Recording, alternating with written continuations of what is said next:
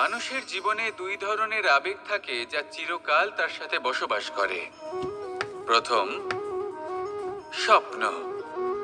দ্বিতীয়, অজুহাত। মানুষ হাজার হাজার স্বপ্ন দেখতে পারে। আমাকে এই কাজ করতে হবে, আমাকে ওখানে ঘুরতে যেতে হবে, আমায় জীবনে এই অসম্ভব কাজ বাস্তবায়িত করে দেখাতে হবে, আদি ইত্যাদি।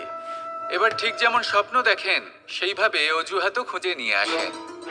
আমি এই স্বপ্ন পূরণ করতে পারলাম না, কারণ আমাকে কেউ সাহায্যই করলো না, কারণ আমি দুর্বল হয়ে পড়েছিলাম, কারণ আমার কাছে সময়ই ছিল না, আদি ইত্যাদি।